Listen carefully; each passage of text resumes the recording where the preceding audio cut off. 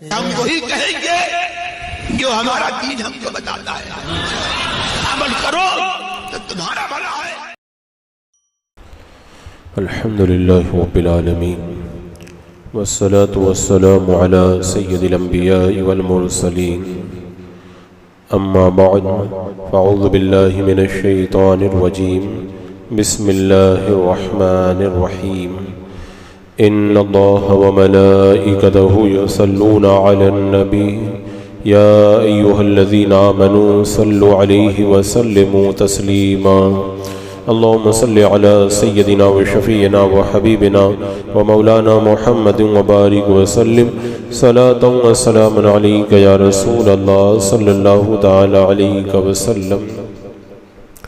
ومن يقنط منكن لله ورسوله وتعمل صالحا نؤتها أجرها مرتين وأعتدنا لها رزقا كريما۔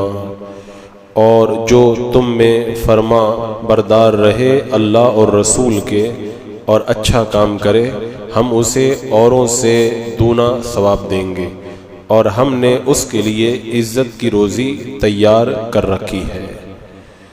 یہ یہاں سے 22واں پارہ شروع ہو رہا ہے۔ اس سے پہلے 21ویں پارے کی جو آخری آیات تھی ان میں یہ ازواج مطہرات کے بارے میں آپ حضرات نے سماعت کیا تھا کہ اللہ تبارک و تعالیٰ نے ان سے فرمایا تھا کہ اگر تم کوئی گناہ کرو گی تو تمہیں ڈبل سزا ملے گی۔ اب یہاں پر فرمایا جا رہا ہے کہ اللہ اس کے رسول کی فرما برداری کرو گی، اچھے کام کرو گی تو تمہیں ڈبل ثواب اللہ تبارک و تعالیٰ عطا فرمائے گا۔ یعنی اے ازواج مطہرات، پیغمبر علیہ الصلوۃ والسلام کی مقدس بیویوں، اطاعت پر مداومت کرو۔ وہ نیک تو تھی ہی، مگر اب ان سے کہا جا رہا ہے کہ نیکی کے اوپر ڈٹی رہو۔ اور یہاں پر جو ڈبل اجر بتایا گیا، ایک بار کا جو ثواب ہے وہ تو تقوی اور طاعت کی بنیاد پر ہے، اور دوبارہ جو ثواب ہے وہ اللہ کے رسول صلی اللہ تعالیٰ علیہ وسلم کی رضا پر راضی ہونے پر ہے۔ اللہ کے رسول صلی اللہ تعالیٰ علیہ وسلم نے حضرت معاذ رضی اللہ تعالیٰ عنہ سے فرمایا، اللہ تبارک و تعالیٰ کے بندے دنیاوی نعمتوں میں مشغول نہیں ہوتے۔ یہاں پہ جو فرمایا گیا نا کہ اللہ تعالیٰ ان کو رزق کریم عطا فرمائے گا، یہ رزق کریم یہ پسندیدہ رزق ہے جو صحیح معنوں میں اگر دیکھا جائے تو آخرت ہی کے اندر نصیب ہوگا۔ اللہ تعالیٰ کے مخلص بندے آخرت کی نعمتوں کے مقابلے میں دنیا کی نعمتوں پر کبھی خوش نہیں ہوتے ہیں، وہ آخرتوں کی نعمتوں ہی کو اپنے لیے سب کچھ سمجھا کرتے ہیں۔ اللہ کے رسول علیہ السلام کی ازواج کو جو اللہ تعالیٰ نے فرمایا کہ اللہ اس کے رسول کی خاطر خشوع و خضوع اختیار کرو، اس سے مراد یہ ہے کہ اللہ اور اس کے رسول کی اطاعت کرو، اور نیک کام سے مراد یہ ہے کہ گھر کے جو کام ہے وہ اچھی طرح ادا کریں اور گھر کے لیے بہترین انتظام کریں۔ اور ڈبل اجر سے مراد یہ ہے کہ اگر عام مسلمان عورتیں نیک کام کریں گی تو ان کو جتنا اجر ملے گا اس کا ڈبل تم کو ملے گا۔ یعنی مسلمان عورت نے ایک نیکی کی، اللہ نے اس کو 10 نیکیاں عطا فرمائی، تو ازواج مطہرات اگر وہ نیکی کریں گی تو اللہ تعالیٰ ان کو 20 نیکیاں عطا فرمائے گا۔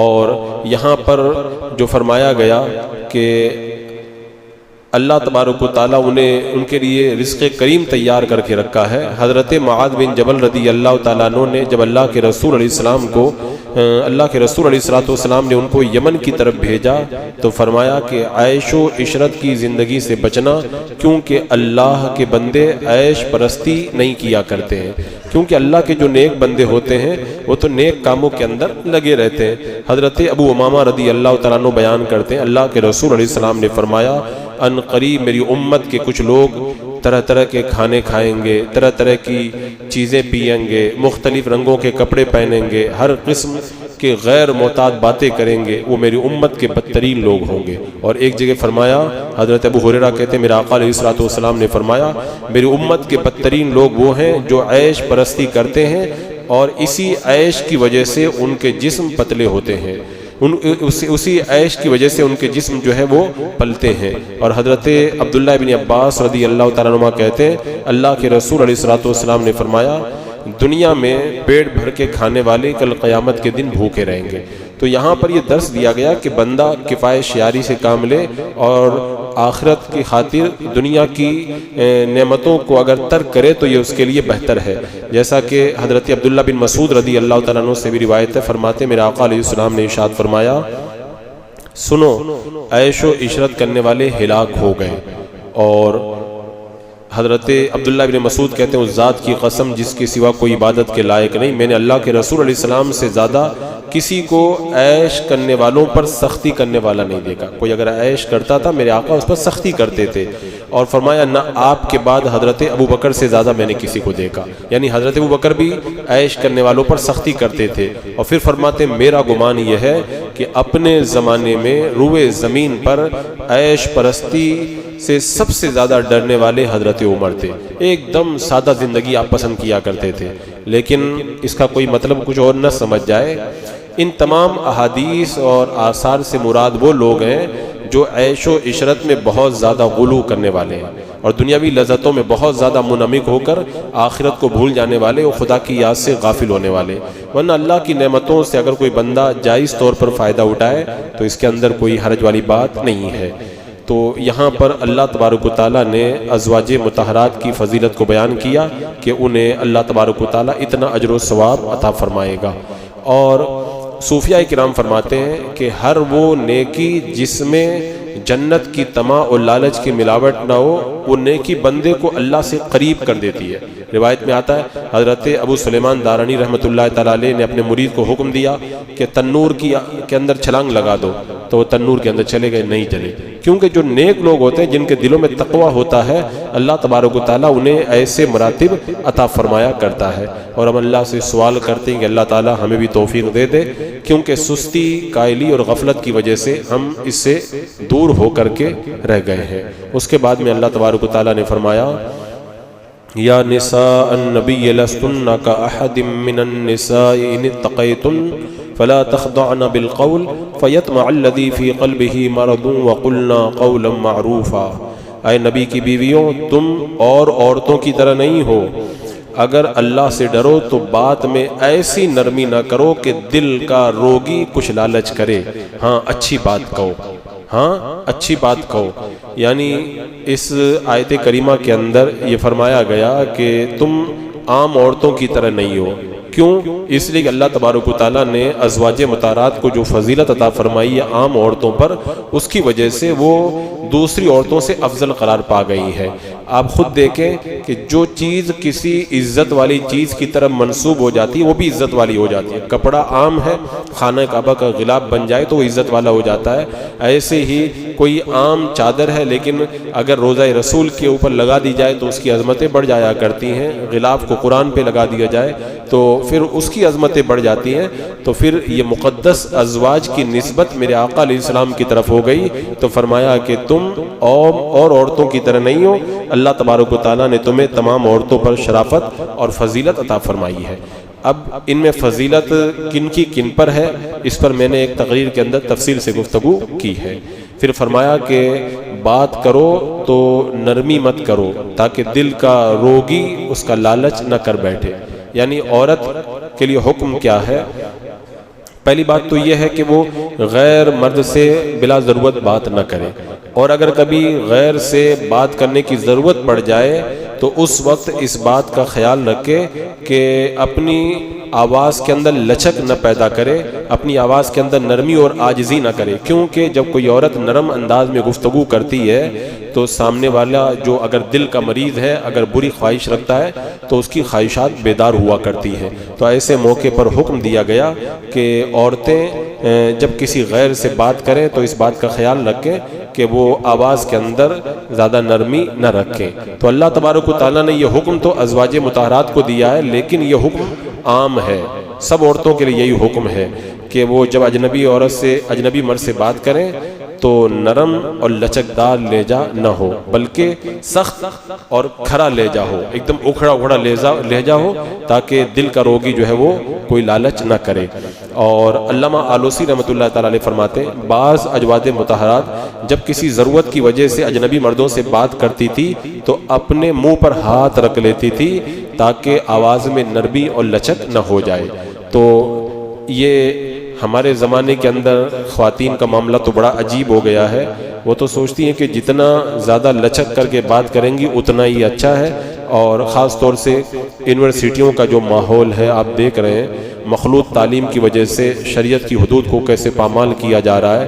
اور پہلے کے زمانے میں تو ایسا ہوتا تھا کہ اگر کوئی عورت کسی گاڑی میں سوار ہوتی تھی, ٹرین اور بس وغیرہ میں, تو اپنی آواز تک نہیں نکالتی تھی. اب تو جب سے یہ موبائل فون آیا ہے تب سے اب وہ عورت سفر کے اندر روانہ ہوئی ہے, ادھر فون کی گھنٹی بجی, عورت سب کچھ بھول جاتی ہے اور لچکدار انداز کے اندر فون پر باتیں کرنا شروع کرتی ہے, اور آس پاس کے اندر جو غیر محرم ہوتے ہیں وہ بھی اس کی آواز کو سنا کرتے ہیں.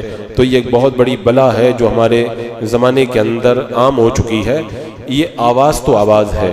اسلام نے تو اتنی پابندی لگائی کہ وَلَا يَضْرِبَنَّ بِأَرْجُلِهِنَّ لِيُعْلَمَ مَا يُخْفِينَ مِنْ زِينَتِهِنَ, یعنی عورتیں اپنے پاؤں زمین پر مارتی ہوئی نہ چلا کریں تاکہ لوگ ان کی چھپی ہوئی زینت کو نہ جان جائیں, یعنی لوگوں کو ان کی چھپی ہوئی زینت کا علم کہیں نہ ہو جائے. تو انہیں حکم دیا گیا کہ وہ زمین پر پاؤں بھی آہستہ سے رکھیں. تو جس عورت کے جو پاؤں میں زیور پہنے ہوئے ہیں ان زیور کی آواز جب غیر محرم ان کو سنانا یہ جائز نہیں ہے, تو خود عورت کی آواز اگر غیر محرم کے کانوں میں پڑے گی تو کتنا وبال کھڑا ہوگا. حضرت سہل بن سعد رضی اللہ تعالیٰ عنہ بیان کرتے ہیں, اللہ کے رسول علیہ السلام نے فرمایا, نماز میں اگر امام کو متنبہ کرنا ہو تو مرد سبحان اللہ کہے اور عورت تالی بجائے, یعنی وہی ہاتھ کی پشت کے اوپر ہاتھ سے مارے. تو جب امام کو لقمے کی ضرورت پڑ گئی, اس زمانے میں عورتیں نماز میں آتی تھی, امام کو لقمے کی ضرورت پڑ گئی تو مرد تو سبحان اللہ کہہ رہا ہے لیکن عورت کو اس وقت بھی آواز نکالنے کی اجازت نہیں ہے. وہ ہاتھ کے اوپر ہاتھ مار کر کے بتائے گی کہ امام سے غلطی ہو رہی ہے. تو بتاؤ, نماز اتنی اہم عبادت, وہاں پر بتانا جب ضروری ہو جائے وہاں پر بھی عورت کی آواز غیر کو سنانا جائز نہیں ہے. تو پھر عام حالات میں جو عورتیں اپنی آواز غیر مردوں کو سناتی ہیں وہ کتنا بڑا وبال ہے. اور شارع علیہ السلام نے عورت کے سبحان اللہ کہنے کو اس لیے مکروہ قرار دیا کہ اس کی آواز فتنہ ہے. اسی لیے اذان, امامت اور نماز میں بلند آواز کے ساتھ قرآن مجید پڑھنے سے عورت کو منع کر دیا گیا ہے. تو پتہ چلا کہ قرآن مجید میں عورت کو زمین پر پیر مارنے سے منع کیا گیا تاکہ اس کے پائل کی آواز اجنبی مردوں کو نہ سنائی دے. اور حدیث پاک میں عورت کو نماز میں سبحان اللہ کہنے کے بجائے تالی بجانے کا حکم دیا گیا تاکہ عورت کی آواز غیر کے کانوں میں نہ جائے. اور فقہاء کرام نے فرمایا کہ عورت کی آواز بھی عورت ہے, جس طرح ضرورت کے علاوہ کسی اجنبی کو چہرہ دکھانا جائز نہیں, ایسے ہی اپنی آواز سنانا بھی جائز نہیں ہے. جب شریعت مطہرہ نے اتنی پابندیاں لگائی ہیں اس کے باوجود بھی عورتیں اگر اس قدر لاپرواہی کا شکار ہو جائیں تو یہ ہمارے لیے بہت بڑے افسوس کی بات ہے کہ شریعت مطہرہ نے جو حکم دیا تھا اس حکم کو ہم پامال کر رہے ہیں. اور یہاں پر یہ ضروری مسئلہ بھی یاد رکھا جائے. ویسے تو میں نے ایک موقع پر پوری تقریر اس پر کر دی ہے کہ عورت اپنی آواز کس کس کو سنا سکتی ہے اور کس کس کو چہرہ دکھانا یا کون سا حصہ دکھانا جائز ہے اور کون سا ناجائز ہے. بہرحال آج جو لاپرواہی ہو رہی ہے وہ تو ہو ہی رہی ہے, خاص طور سے جیٹ, دیور, بہنوئی, پھوپھا, خالو, چچا زاد, مامو زاد, پھوپھی زاد, خالہ زاد, ان سب سے عورت بالکل پرہیز نہیں کرتی ہے, حالانکہ یہ سب لوگ عورت کے لیے بالکل اجنبی ہیں. اور اعلیٰ حضرت فرماتے ان کا نقصان دوسرے اجنبیوں کے نقصان سے زیادہ ہے. کیوں؟ اس لیے کہ جو بالکل اجنبی ہوگا وہ گھر میں آتے ہوئے ڈرے گا, آپس کے میل کے اندر بھی خوف رکھے گا. لیکن یہ جو مرد ہیں یعنی جیٹ, دیور, بہنوئی, پھوپھا, خالو, چچا زاد, مامو زاد, پھوپھی زاد, خالہ زاد, یہ جو لوگ ہیں یہ تو میل جول بھی رکھتے ہیں اور گھر میں آتے جاتے بھی ہیں. تو اگر ان کے ساتھ میں عورت اگر بے تکلفی کرے گی تو فتنہ بڑھے گا. اور آج آپ دیکھ لیں سب سے زیادہ جو واقعات ہوتے ہیں انہی کے ساتھ میں پیش آتے ہیں. میرے آقا علیہ الصلوۃ والسلام سے پوچھا گیا جیٹ اور دیور کا کیا حکم ہے؟ فرمایا جیٹ اور دیور موت ہے. آپ دیکھ لیں کتنے عورتوں کی موت ہو چکی ہے, ان کی کتنی عورتوں کی عزت کا جنازہ جیٹ اور دیور کی وجہ سے نکل چکا ہے. اور آج کل تو میں نے بتایا نا کہ کسی اجنبی کا فون آ جاتا ہے تو عورتیں فون اٹھاتی ہیں اور اس کے بعد میں ان سے باتیں کرنا شروع کر دیتی ہیں. حالانکہ ضرورت نہ ہو تو بات کرنا ہی نہیں چاہیے, ضرورت ہو تب بھی بات روکھے انداز کے اندر کرنا چاہیے. یعنی ایک دم اس طرح بات کریں اکھڑے ہوئے لہجے کے اندر کہ اگر ان کے دل کے اندر کوئی شرارت ہو تو وہ اس طرح کی کوئی شرارت نہ کر سکیں۔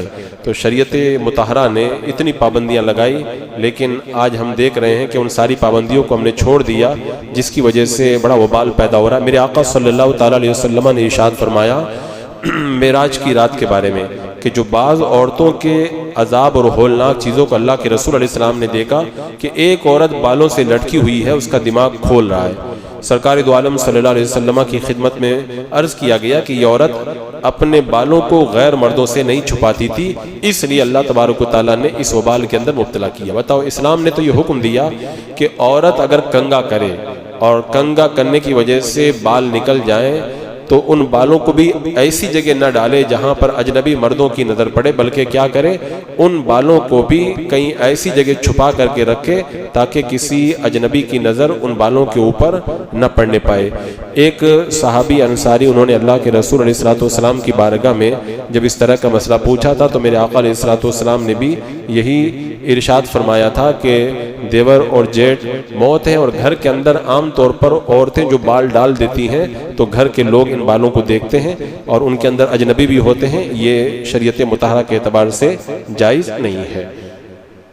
اور ایک بات یہاں پر علماء کرام نے یہ بھی فرمائی کہ زنا ایک باطنی مرض ہے، جیسے ظاہری بیماری جسم کے لیے ہلاکت کا سبب ہے، ایسے ہی زنا بھی روح کی تباہی کا سبب ہے۔ اور زنا کا جو آغاز ہوتا ہے سب سے پہلے عورت کی نرم آواز، جب بیگانہ آدمی عورت کی بے کسی کو سنتا ہے تو اس کے بعد میں اس کے دل کے اندر زنا کا خیال پیدا ہوتا ہے۔ تو حضرت بی بی سودا کے بارے میں آپ دیکھیں، اللہ تبارک و تعالیٰ نے آگے جو ارشاد فرمایا وَقَرْنَا فِي بُيُوتِكُنَّ وَلَا تَبَرَّجْنَا تَبَرُّجَ الْجَاهِلِيَّةِ الْأُولَى وَأَقِمْنَا الصَّلَاةَ وَآتِينَا الزَّكَاةَ وَأَطِيعْنَا اللَّهَ وَرَسُولَهُ، اور اپنے گھروں میں ٹھہری رہو اور بے پردہ نہ رہو جیسے اگلی جاہلیت کی بے پردگی، اور نماز قائم رکھو، زکوٰۃ دو، اور اللہ اس کے رسول کا حکم مانو۔ یعنی یہاں پر پھر عورتوں کو مزید یہ حکم دیا گیا، اگرچہ یہ حکم ازواج مطہرات کو ہے لیکن ساری عورتیں مراد ہیں کہ گھروں میں رہو۔ حضرت بی بی سودا ام المومنین رضی اللہ تعالیٰ عنہ کے بارے میں روایت میں آتا ہے کہ اس آیت کے نازل ہونے کے بعد میں گھر سے ایک دن کے لیے بھی باہر نہیں نکلی، حج کے لیے بھی نہیں گئی، عمرہ کے لیے بھی نہیں گئی، یہاں تک کہ موت کے بعد میں آپ کا جنازہ ہی گھر سے باہر نکلا۔ تو بیوی سے جب پوچھا گیا آپ حج اور عمرہ کیوں نہیں کرتی تو کہتی اللہ نے حکم دیا ہے کہ گھروں میں رہو، تو میں گھر سے باہر نہیں نکلوں گی۔ اور میرا آقا علیہ السلام نے فرمایا عورتوں کے لیے بہترین سجدہ گاہ گھر کا اندرونی حصہ ہے، یعنی عورت جتنا اندر رہے گی اس کے لیے اتنا ہی زیادہ بہتر ہے۔ اور اس حوالے سے فقہاء کرام کی جو روایتیں ان کو دیکھیں، حضرت عبداللہ بن مسعود رضی اللہ تعالیٰ عنہ فرماتے ہیں عورت چھپانے کی چیز ہے، جب عورت گھر سے نکلتی ہے تو شیطان اس کو تکتا رہتا ہے، شیطان خود تکتا بھی ہے اور دوسرے لوگوں کو تکنے کے لیے مائل بھی کرتا ہے، اور پھر فتنوں کا دروازہ کھلتا ہے۔ حضرت ابو موسیٰ رضی اللہ تعالیٰ عنہ کہتے ہیں اللہ کے رسول علیہ السلام نے فرمایا ہر آنکھ زنا کرنے والی ہے، جب عورت عطر لگا کر کے کسی مجلس سے گزرتی ہے تو وہ زنا کار ہے، کیونکہ جب خوشبو غیر محرم کے ناک تک جائے گی تو پھر گناہ کی طرف قدم بڑھیں گے۔